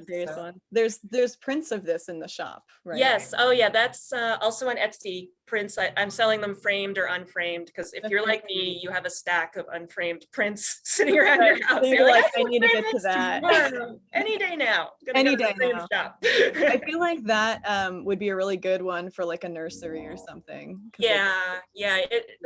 This is, I don't have that many favorites. I'm really hard on myself with my art, but I really like that one. It does really take me back to that moment. And I've heard this from friends who are parents that they get that feeling of, oh, sleeping baby. It's a good feeling. All right, let's see what the next guy is. Yeah. Favorite of mine, actually. For some reason, squids are coming up a lot for me. They're just fun to draw. All the you know, popping up out of the ocean, being a squid. I love the socks. So what's the one that goes with this? So this quote is, "Our style berays us, not betrays, because it's 400 years ago and yes, this archaic, which is one reason it's so hard to read this thing. But yeah, our style berays us." He's talking about literary style, writing style. That it really resonated with me because when you're writing for other people, you are, in a sense, it's this like double thing of like you're exposing yourself, but you're also hiding behind a style in some way, which doesn't have much to do with a squid wearing socks. But he just looks betrayed. I was just thinking of somebody betrayed by their style, and the squid looks betrayed by socks. He looks confused by them. I don't know if he wants to be. He looks, well, I mean, when he goes sock shopping, he has to buy the multi-packs every time. Yeah, he needs the 8-pack, if he wants 10-pack in case he loses some. Right, if he wants the cute ones, then he's got to buy like. He's got to buy 8-pack. It's so crazy. God, that adds up. I get it. Okay, so this is a print. You also have these in shirts. I do, yeah. Oh, I'm wearing one. Oh, they came. My samples came. Yeah. That's the adult shirt. Yep. This is not for adults that we're looking at. No, I also do a lot of kids stuff because people ask for it. Like I have so much in that threadless shop because every time somebody's like, oh, can you do like a witch on a kid's t-shirt, or can you do the squid on a onesie? And I'm like, sure. Now that I know how to do it, it's not that hard. So many options in the threadless shop. Yeah, it's great that it has that flexibility, but this is like perfect artwork for kids stuff too. I think Yeah, it and I don't, if you've ever tried to put socks on a baby, it's like putting socks on a squid. like putting socks on a squid. Yeah. I'm guessing you've done both, so you know, which, yeah, they're very Oh yeah, I got a pet squid. Oh, all right, let's try the next one. Let's see. Okay, so all right, so tell me about this guy. yeah, so this is one of the humors.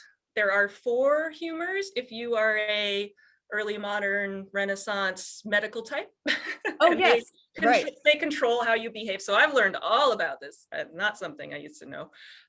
There's yellow bile, there's black bile, there's phlegm. Oh, do I have phlegm out? Oh no, I put it away. I hope not. At least in a jar or something. I tried right? to make it cute.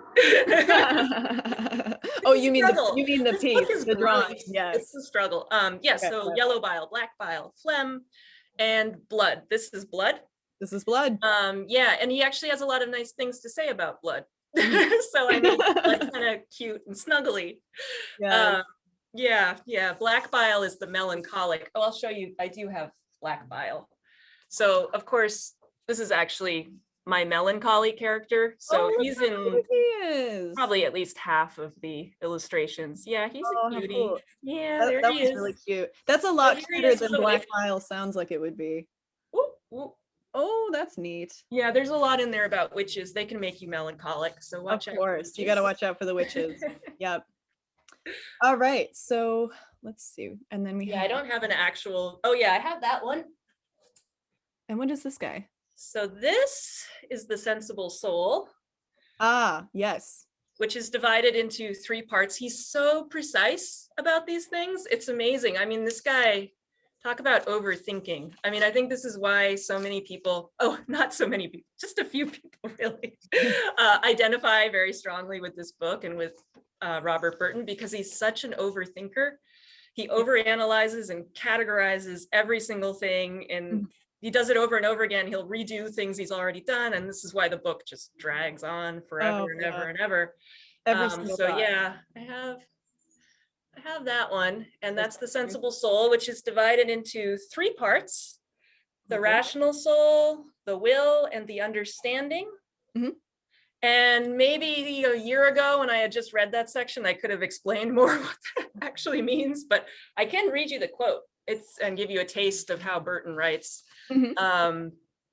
Out of which definition we may gather that this rational soul includes the powers and performs the duties of the other, which are contained in it, and all 3 faculties make one soul, which is inorganical of itself, although it be in all parts, and incorporeal, using their organs and working by them. It is divided into 2 chief parts, differing in office only, not in essence.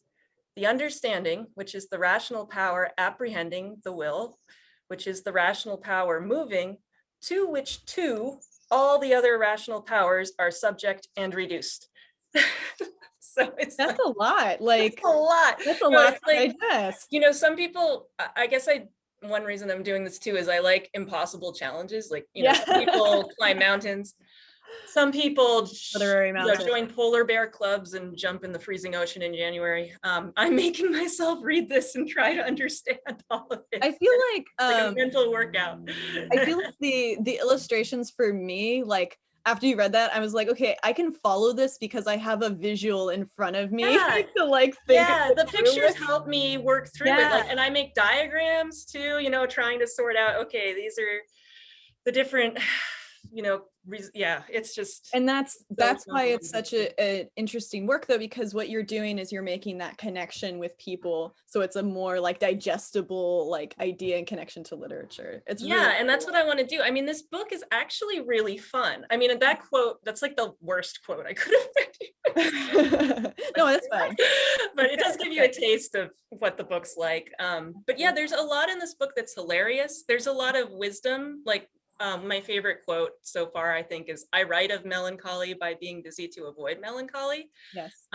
Because that's part of why I started this. I started it at a time when somebody I didn't really got elected president. And I had just had my second child, and I was like, what world are we living in? Oh, yeah. And I felt very melancholic. Yes. So I started the project partly just in that same, with that same impulse of, I'm going to work through this by dandelions growing out of your stomach. Yeah. Like the devil man. Yank out the dandelions and get up and make some art, do some writing. And absolutely, it just made sense somehow to read this massive behemoth of a book on melancholy while I was feeling melancholic. And everybody's like, isn't that making you more melancholic? I was like, no. But it's relatable. It's relatable. Yeah, very relatable. And yeah, it's hilarious. Like, I'll show you. So he has a lot of really good insults in here, especially insults directed at the current King of England, who he never names by name because that would be dangerous. But so my favorite one was a parasite. The parasite of the parasite. Yeah, of the parasite. Yeah. 3 layers. Actually, maybe even 4. He might be. Because who knows what he too. I don't know. Yeah. Right. Oh, that's cool. So it's filled with a lot of humor. Yeah. Yes, absolutely. So, okay. So in your shop right now, you got 2 shops, but they're both accessible through your website, which we've put the link to again on our event page, just like all the other links. And so you can find, if you're looking for like apparel, masks, those are in the Threadless shop. Yeah, apparel and mugs. Oh, cool. And they have people wanted mugs. Yeah. If you want something to wear or something to put things in your face. Yeah. That's not a good. Don't use that as marketing. You want to match your mug to your t-shirt. Right. Exactly. Mugs and t-shirts are going to be in the Threadless shop. The Etsy shop has cards. They have prints. Yep. Cards and prints. Yeah. I think I do occasionally sell original drawings. I'm keeping most of them, but sometimes like I'll draw the same one again, and just if you want a hand drawn actual piece of art. Oh, there you go. Yeah. Yeah. And then they could contact you through your website for something. Yeah, and I take special requests. As I was saying with the Threadless shop, it's filled with stuff because people write me and say, "Can you put, That's a great thing for kids, and it's not that hard." So I just keep throwing more t-shirts. That's a great thing for like a kid's room too. People could make a request for something particular that they want. Yeah. Very cool. Well, thank you so much for joining us. That was fascinating. Oh, thank you for having me. I mean, I tried to hold it in because I can ramble on about the melancholy and the purpose of literature for hours. Watch out. But you express tremendous self-control. Very good. Okay, so thank you so much for joining us. Oh, thank you. All right. Okay, so we have a winner to announce, and then we have our final 5th drawing, and then our last artist. So it looks like the winner for the mask that was Devon's mask is actually my dad, Loring. Thank you. Congratulations. You have won a beautiful mask. And then let's go ahead and move on to the next thing. If I can pull it up successfully, just give me a second. Yes, okay. Too many screen shares, friends. Okay, so the last thing that we have here is a beautiful mug. And, oh, you can't see it yet. There it is. Okay, so this is a beautiful handmade ceramic mug. We kind of have bookends here because this is Krista's piece that we talked to at the very beginning of the show. So once again, we need your name, we need your email. You have 5 minutes to go ahead and enter that. And then we will announce the winner after the next artist. All right, and Maggie, you want to join me? Hi. How's it going? Good. How are you doing? Pretty good. You hung in there all the way to the end. Oh yeah. Yes. Awesome. I see you have a Godzilla on there. We know you're a big fan of Godzilla because we saw the Godzilla print, the Godzilla sticker. Yeah. Oh, there they are. Look at that. So you can see what the sizes of them are. Beautiful. I can't remember who won those, but congratulations to that person. I will be emailing you, whoever you are. Right. We'll be sending, I'm going to send your emails to the artist. The artist will contact everybody directly about that. So yeah, let's talk about your kind of background and your education and how that shaped your interest in printmaking. Yeah. So I'm born and raised in the Central Valley in California. Yeah. What do you call it? The breadbasket? I don't know. Where all the agriculture is. So I didn't know there was a name for it. Yeah. So you're in Modesto right now. Modesto. Right? Modesto. This Okay. this is my debut of my studio. Yes. Right, because you just moved. I did just move. You So unpacked your studio so quickly for us. I did my best. I do everything last minute, including my website. If anybody has any problems with shipping, email me because I don't know what I'm doing. That's a nice disclaimer. Okay, so your educational background, when you were going to school, you got interested in printmaking because it was sort of like a peer pressure thing where your other friends were already doing printing and they were like, come do the printing with us, right? It was I was kind of getting out of a peer pressure situation because so I started out at Stan State University here in Turlock as an art major, and I've always had a huge interest in, of course, Godzilla, but dinosaurs, just monsters in general, humongous beasts. I'm all about that. And I started doing a geology major. I took a dinosaurs course, and my professor handed me a double major form, and I signed that bad boy, and then my life just was absolutely insane. Geology is so interesting and incredible, and has to do with obviously the whole earth, but it's so hard. And I really struggled. So I did that for 2 solid years. I took all these courses, went on field trips, bought the boots and the vest. I was a geologist. And then the boots and the vest tell you that. That's when you know you're a geologist. Yeah, when you have the vest, you know you're a geologist. You know you're a geologist. It's filled with colored pencils and rocks and a compass. And so I was getting really burnt out. I had a super tough semester. A lot of life things were going on. And I was like, I think it's probably best for my mental health if I just return to my roots. And so I went back to the art department. I was thinking about applying for the fine arts major instead of just a regular art. And we had recently, the art department had hired a new printmaking professor. And Stan State has a really incredible printmaking department. It has everything. And so this professor, shout out Marty Azevedo, he kind of just brought new life into the department. So I wanted to take a new class with this new professor. So I took Relief Printmaking, and I just became super enamored with it. It's such an old artistic process, and just the ability to print all these identical pieces or choose to make one-off pieces. Just the idea of like this duplication is so cool. So, okay, just to go into what relief printing is, because that's kind of a unique to printing term. So like your lino block, for instance, would be considered in that category of relief printing.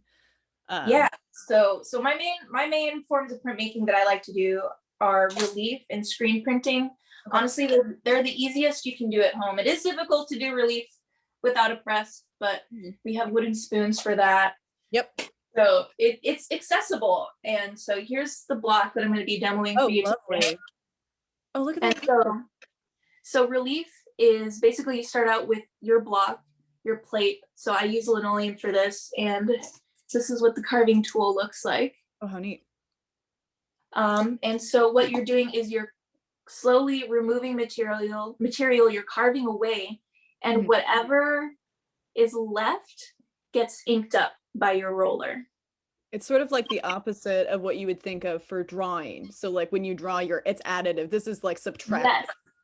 Yes. So I TA'd for a little bit, and I had done this in high school, so I already had kind of an idea of what to do, but I TA'd for some of the lower division printmaking classes, and a lot of the students, it's hard to kind of wrap your mind around it because you want to carve your lines away. Bender. But then you're left with white lines and a super black block. So it takes some getting used to, but that's what relief is. You're removing material and then you're able to ink up the surface that is still there. Cool. Are you doing a demo for us? Yeah. Do you want me to do that right now?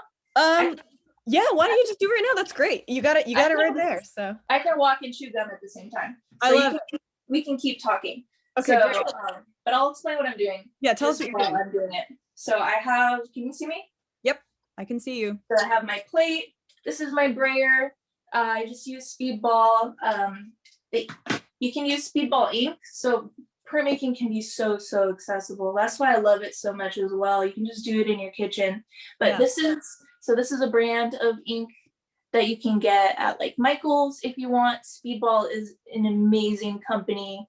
I love them so much. And when we were talking yesterday or 3 days ago, whenever we were talking, you had talked about you were using oil-based ink. Yeah, so here's my oil-based ink. Let me do the influencer. Beauty. Is it working? It's not getting in focus, but that's okay. It's Gamblin, I think might have been the brand name. Yes, Gamblin Relief Ink. So this is an oil-based ink, which I prefer because it's just so shiny and rich. And it's awesome for printing t-shirts as well, because then that design is on there forever. And watercolor was the other thing I think was the other advantage, is you can put, if you printed with the oil-based ink, you said that you could do watercolor over the top of it and the lines wouldn't bleed. Yeah, which is super awesome because I'm a nervous printmaker. I don't usually do reduction cuts, which is a kind of printmaking where you start with a block and then you slowly carve away and you print color, carve, color, carve, color. Right. And if you mess up, you can't go back, and that makes me nervous. So I do my color afterwards, which is kind of cheating. You can do multiple blocks as well, but okay. Now that I have the studio, right, we're going to be in action. All right, so now I'm inking up my roller. Since I'm doing this at home, if I were doing this in the studio at Stan State and I had a press, it wouldn't sound like this. You want it to have like a sticky sound, but you don't want it to sound disgusting. But since I'm doing this at home and I'm just using pure manpower to do this, I'm going to ink up this bad boy so hard. So when you're talking about the sound that the ink makes on the roller, correct? Yes. Okay. All right. Yes, I can kind of, let me stop talking. So it sounds sticky. It does sound and you can see on the surface, you want the texture to be kind of look like fuzzy like a peach, but this is really, really inky. But like I said, this is just because I'm doing it by hand. I'm gonna stand up for this. Gotcha. Different process, so different amount of ink. Yeah. So if I were using a press, it would be set to the correct pressure and all of that. And you don't need as much ink. But since I'm just using my tiny little T-Rex arms, Your Godzilla arms. My little Godzilla arms, I like to ink it up more just to make up for the lack of pressure that I can provide. And this is the paper that I like to use when I'm printing at home. It's called Thai Kozo paper. And this kind of paper is made with mulberry bark. Ooh. And so the fibers are really like long and durable. So this is like, it looks flimsy, but it's strong. Yeah. And it's thin, which makes it ideal for me personally for printing at home because you don't need as much pressure. If I were to use a really heavy weight, like a BFK Reeves paper, like a high cotton rag, I don't know, for me personally, it comes out super splotchy and kind of ugly, but I think it might just be because I don't do enough push-ups. Okay. And these are the tools that I use. I have a print frog. That's so cool. You know what this is? There's this really awesome dude from Texas who makes these beautiful glass barons. So this that's heavy, right? They're heavy. Yeah. But I'm gonna be using the tadpole because my print is so small and cute. I love it.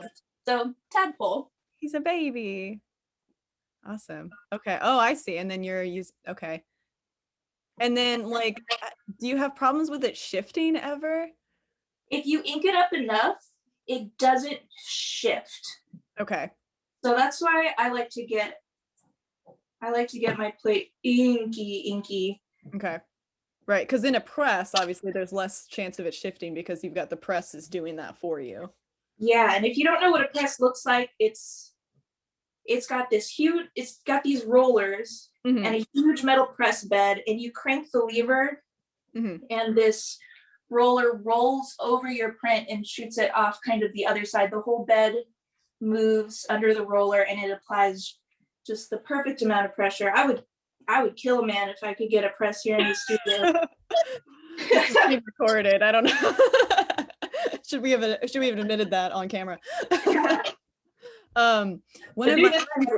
one one of my friends has a press, and she did the first Omni Open Studios and did a little press demo for us. So if anybody's curious about what a press does, you can go and watch Shannon Bedrogi's segment on our media page when this is all done. I'm definitely gonna check that out. You should check it out too. Yeah. Yeah. And then I can lift this up and kind of show you. So now as I'm applying pressure, you can see the ink is even kind of like showing through. So that's how kind of like beautiful That's and how thin that transparent paper is. Yeah. this paper is. So cool. And I can talk about this image in particular. So Yeah, a lot of what's my the work, image? so a lot of my work is about my family. Kind of, I'm really interested in my family's like personal mythology and our narratives. When you think about it, there's so many things that need to happen for you to be born. Mm-hmm. And so just the fact that my parents came together and had me, and I'm so lucky to have had all these awesome family members in my life. Both my grandparents are passed away now. They're my dad's parents. Mm-hmm. And I was, they helped raise me. So I grew up with them, and they weren't together. By the time I was born, they weren't together anymore. My grandma slept downstairs. My grandpa slept upstairs in his room. Mm-hmm. But I kind of brought them together. I feel like I was the lucky grandchild, because the rest of my most of my dad's side of the family still lived in San Jose, still lives there today, where my dad was born. Mm-hmm. So I was there. We lived in Modesto in this little pink house, a big pink house. And so I was looking through photos, and I found this one, and there are very few photos of my grandparents together. So I just thought this was so weird. Mm-hmm. You know, seeing these people that really like affectionately interacted with each other, Yeah. to be caught in like this kind of almost intimate pose. So this is a recreation from That's beautiful. From the photograph that I found. Oh, how cool. That's awesome. So, okay, watching you peel that off made me think, it's not only are you doing this relief thing where you're scooping away the stuff that you're, to get the drawings, but it's also mirrored. Yes. So Yeah. that's something to definitely keep in mind, because this is essentially a huge stamp.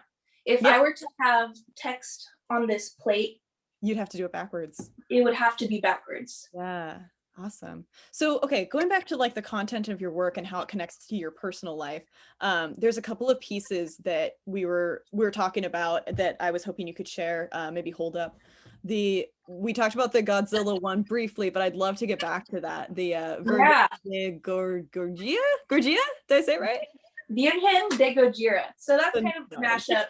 So I'm Mexican, and if you're Mexican, you're probably Catholic. Right. I'm not very Catholic in particular anymore, but just that imagery and the prevalence of it, it's so beautiful, and it reminds me of home. It reminds me of being in my other grandma's house with her statues and her rosaries and her candles and her roses, and it brings back, like, I don't know, warm and fuzzies. And just the idea of like this, of the Virgin Mary, she's just a pillar of strength, like what she went through. Right. And so like, and even as like a no longer really Catholic person, you can't deny just what a strong symbol she is. And then this is a mashup with my personal reverence for Godzilla. Godzilla, yes. So this is like a Maggie statement. Yeah, so these two icons that are Can you imagine if they met? Like two very different people? Yeah. Creatures? Yes. Very cool. Okay, and then you had an untitled piece that is also very, very personal. And if you could screen share that, I don't have that in person at the moment. I can probably find that. Why don't you let me go find it. I can kind of show you. So this piece that I'm going to talk about, this one is a screen print, which is the other form of printmaking that I prefer. And I don't know if you'll be able to see this, but this is the transparency So screen printing is it's like a photoreactive process. And so you coat your screen with something called emulsion. And when it hits light, it hardens. Oh yeah. Okay, great. So this is the screen. It's kind of big, so it's hard for you guys to see. But basically, drop it down a little bit. There we go. Yeah. I have to get ink on it. Okay, so you can kind of see it. Yeah, don't get ink on it. You can kind of see like the outline of the piece there. Let me pull up the actual piece on the screen share. I found it. Okay. So they can kind of they'll be able to picture it better if they've seen the original. Yeah. Here we go. So this orange stuff that I have on the screen, it's called emulsion. And when you lay your stencil on your screen, you hit it with a really bright light, and whatever was black, so you want it opaque black, it blocks the light, and so it's still soft. And wherever the light hits, the emulsion hardens. So when you wash it out, all of your lines are open parts of the screen. So then when you use your squeegee and you squeeze ink through it, it makes your screen print. Right. And that emulsion blocks the parts where you don't want the ink to go. Yeah. I'm going to bring the drawing back. I just wanted them to see it real quick because it's kind of hard to see the screen, but if you have like an idea of what the shape of the piece is, you can see it better. Yeah. So the screen printing process is how you got all the black lines. Yes. Yes. And what I did for this one, since screen printing, I use water-based ink. What I did was I printed the lines in a very light pink, and then I watercolored, and then I printed the black on top. Oh, so you did that's really clever. So it's almost like you use the ink to be like a pencil drawing. Yeah. Yeah. Something that wouldn't show up very obviously. Oh, Yeah. That's so cool. And then aligning that so that you can put down the second coat of black. Of course, the advantage of that is it would also be on top of the watercolor. How was the aligning process? Was that pretty easy or kind of tricky? So I have a print rig that I made myself. It's basically just a board it's just a like wood from Lowe's. And then I put these hinges on it. So you're able to lift your screen up on a hinge. And then I have a piece of Mylar similar to what I did my stencil on. And so what you do is you tape that sucker down so secure so your Mylar doesn't move, because if it moves, you're screwed. Yeah. And then I pull a print on that Mylar. So when I put my paper underneath, I can see exactly where my lines are going to go. Very cool.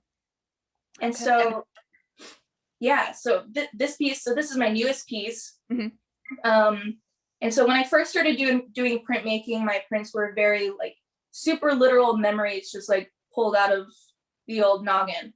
And so as I'm kind of like developing my practice and just working more, I'm trying to basically combine these memories with who I am as a person today. Right. And so kind of the struggle between my inner child and me trying to be an adult. And so this piece is kind of me trying to work on that more. And so for me, the strawberry is a symbol of my grandma, who I lived with, because we used to grow them together. It's such a strong, ripe, juicy fruit. I think strawberries are like so powerful and cool. Right.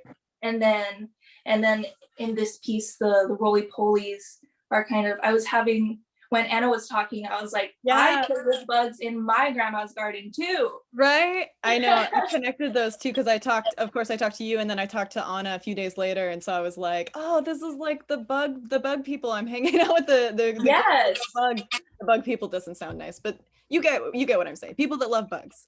Exactly. So I'm super stoked on that. So this is basically my grandma's garden.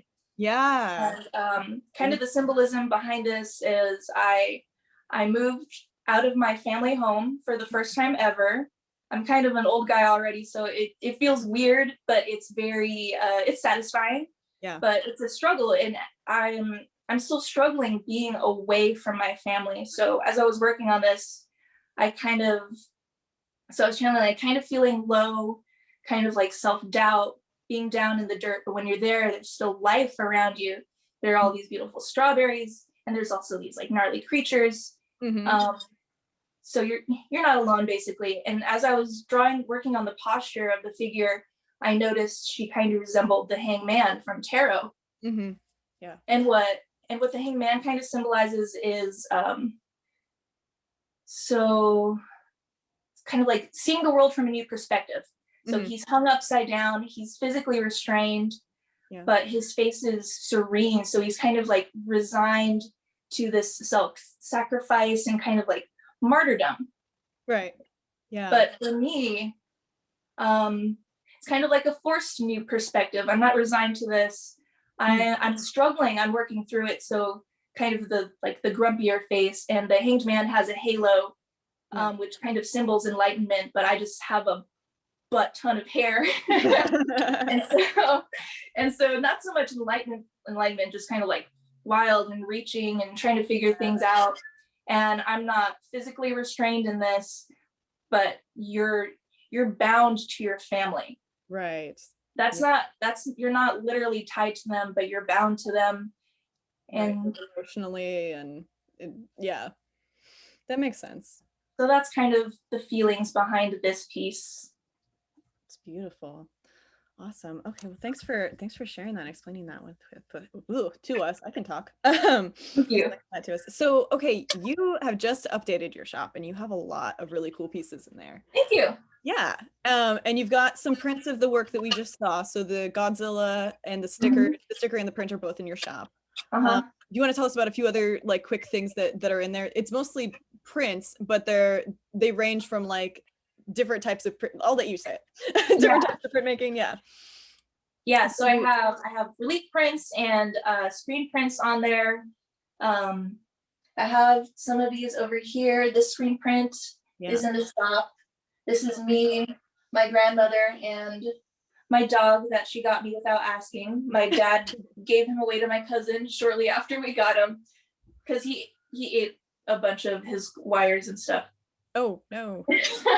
So just memories and things that were around our house. I have this one with the Parasaurolophus dinosaurs in the shop. Oh, dinosaurs. And then I saw a patch that was in there that was like a witchy themed patch. Yeah. I have that around here somewhere. That's okay. You don't have to do it for it. They can go to the shop and go find it there. But the point is, you have a lot of really cool little prints, and there's a range of price ranges. So like from stickers and patches to prints and like pieces of art that would go up on the wall. Yeah. So yeah, very cool. And the link for that, again, go back to our event page. You can find the link for Maggie's shop there. Well, thank you so much for joining us, Maggie. Yeah, thank you. This was awesome. Really appreciate it. Awesome. Okay, so let's finish this thing up, and then we can move on to the Q&A. Yeah. Okay. Am I still on camera? Should I be on camera?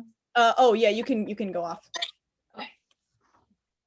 All right. Awesome. Okay, so that was so cool. So that was Maggie was our last artist. We have a winner to announce for our mug from Krista's shop, and it looks like, real quick, I'm bringing up the winner over here. Let's see. Oh, it looks like our friend Delyn has won the ceramic mug. So that beautiful green ceramic mug from Cup Studios. So again, the artist will get in contact with you about that. Before we end everything completely, I wanted to talk about a few more things. We're going to do a Q&A today. So if you want to come and join us for the Q&A, this is kind of how it works. Usually the Q&A is something that we reserve for our Patreon members. But today we're trying something new. We're opening up for the public. So we are asking for a suggested tip of around $10. We're going to post the link in the chat here. You'll be able to get to that link, follow it, and then it'll give you instructions on how to donate and how to join the chat, which will be happening immediately after that. So go ahead and look in the chat. You'll see the link for that there. We also are giving you the link for our website. And the website's the same link that you used to get to this event today. And if you go back to that page, there's several things on it. There's going to be all of the links for the websites that we talked about to go and see the artist shops, to see the Kaleidoscope from the C class from Shelby, to see the commission contact from Cup Studios to get your own ceramics commissioned. There's the tip button, so you can go and contribute a little bit to the artist. And if you've already tipped, just come to the artist's Q&A. That's good enough. I saw a couple of them roll in while we were going, so you're welcome to join us. We really appreciate it. And you can also get to the Patreon from there, learn about how to support Omni Open Studios and how to you know, get to be part of our community and get some of the benefits that our Patreon offers. And also, if you want to learn more about this, if you're interested in being one of our artists, I recommend signing up for our email list. So the email list is really easy to find. Go to our page. You'll see Omni Open Studios up in the menu, and then the drop down, and there's an email list sign up there. So, okay, I'm going to bring back all of the artists. We're going to chat a little bit while you guys are all figuring out, getting your links together. They should already be in the chat. Let me check and see if they made it there. Yeah, okay, so you see the pre-show chat and you see the event link chat. They're both there. The event page chat, excuse me. So yeah, come on back, artists. No, Maggie, it's okay, you can come back. So yeah, we're gonna chat for a little bit while you guys are getting to your links and accessing those, and then we're gonna go and meet you guys in the next chat for the Q&A. So definitely go to that link and go and find us there. Hey, thanks for watching. For more videos like this, go to the link here. And to support us, you can join the Patreon by going to the link below.